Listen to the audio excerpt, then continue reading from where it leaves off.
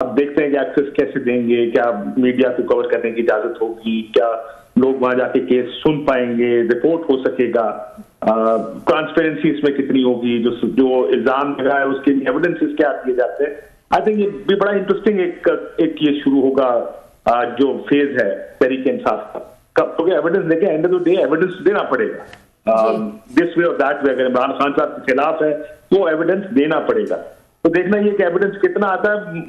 I think Tehreek Insaf should look forward to it, because वो judicial commission तो नहीं बांट सकता, लेकिन एविडेंस जो प्रेजेंट होगा वो ये इस बात का फैसला जरूर करेगा, ये बात जरूर डिटरमिन करेगा कि वो जो क्लेम्स हैं तहरीक इंसाफ के, वो कहेंगे देखें जी हमारे खिलाफ एविडेंस ही नहीं, अगर एविडेंस पेश ना किया गया तो, या सर्कमस्टेंशियल एविडेंस हुआ तो let's see what kind of evidence comes through. लेकिन ये जरूर है कि ये डेवलपमेंट बहुत सीरियस है तहरीक इंसाफ के लिए अगर उसको देखा जाए तो। और इसमें मैं आपसे ये भी पूछना चाहूंगी कि क्योंकि इसका एक गठजोड़ जो है वो तहरीक इंसाफ से और इमरान खान से जोड़ा जाता है, और अब इस केस में जो है वो पेशरफ देखी जा रही है, तो इसका मतलब रियासत की जो एक सख्त पॉलिसी है टुवर्ड्स खान साहब या टुवर्ड्स पीटीआई, उसमें कोई तब्दीली नजर नहीं आई है। नहीं जी, पिछले काफी महीने से उसमें बिल्कुल तब्दीली नहीं है।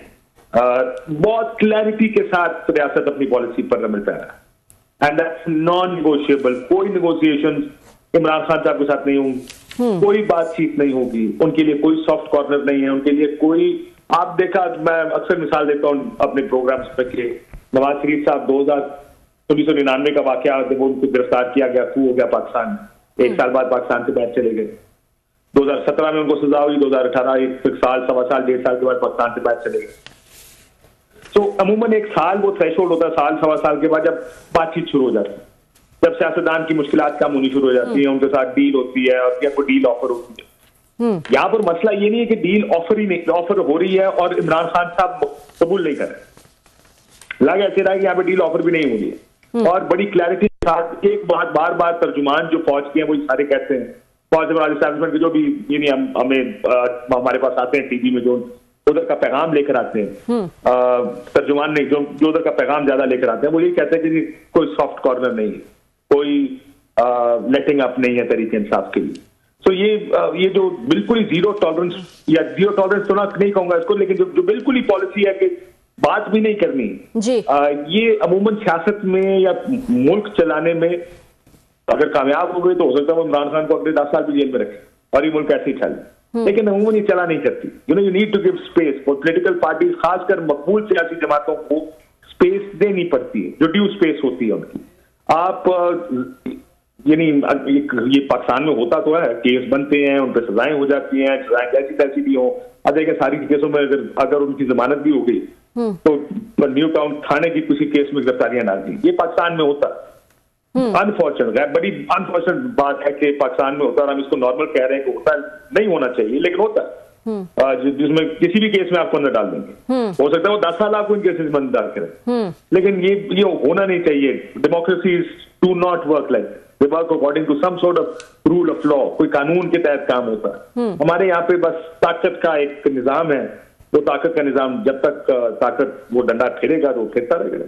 हाँ, लेकिन आपको नहीं लगता काशिफ कि ये मुज़ाकरात का ऑप्शन जो है वो इतने टाइम से था खान साहब के पास, अब जाके जो है ऐसा लगता है कि उसमें कुछ सीरियसनेस नजर आई है कि उन्होंने 5 रुकनी कमेटी जो है वो भी बना दी है, लेकिन अब जब वो सीरियस हुए हैं तो आगे से कोई रिस्पांस जो है वो नहीं आ रहा है। सो थोड़ा सा लेट हो गए हैं वो ये सोचने में कि एक मुज़ाकराती कमेटी बनाई जाए और एक सीरियस टर्म्स पे जो है वो मुज़ाकरात के लिए तैयार हैं। बल्कि उमर अयूब साहब ने तो कह दिया कि इंसान हो या फरिश्ते हों तो हम मुज़ाकरात करने को तैयार हैं, तो ये फ्लेक्सिबिलिटी पहले भी दिखाई जा सकती थी।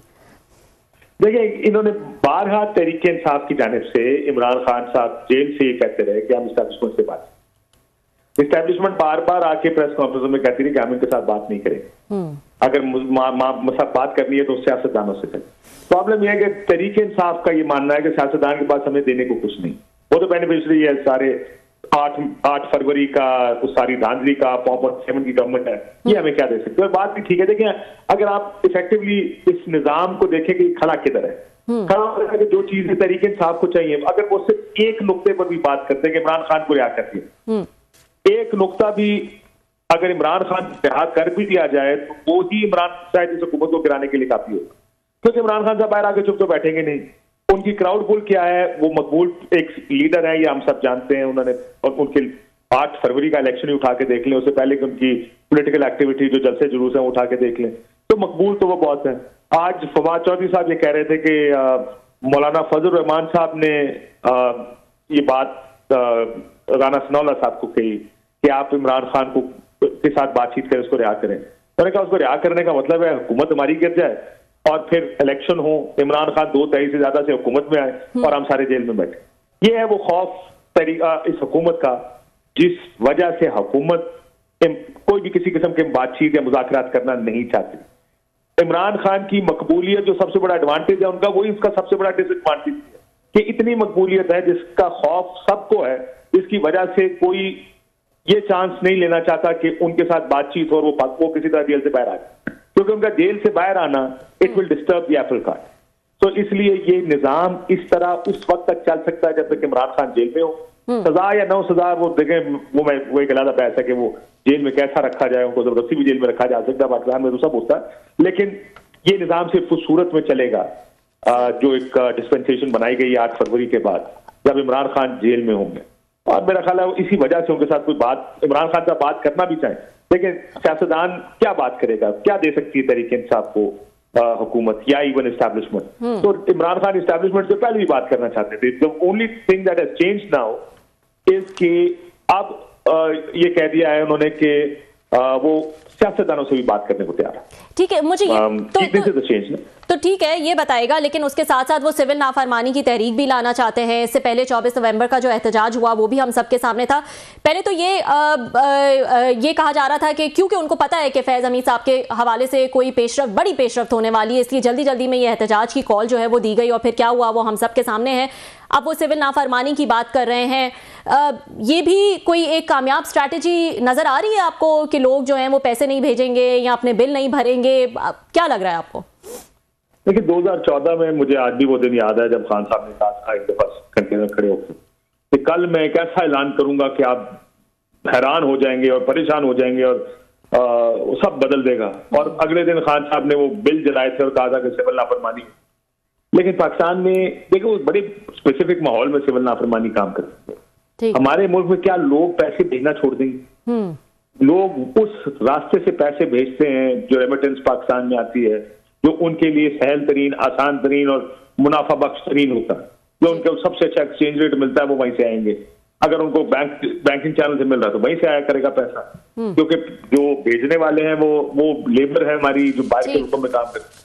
लोग अपनी बिजलियां तो नहीं कटवाएंगे, गैस नहीं कटवाएंगे, तो किस तरह कामयाब होगी? Thank you so much Kashif for joining us. वक्त हुआ एक छोटे से ब्रेक का, ब्रेक के बाद हम दोबारा हाजिर होते हैं।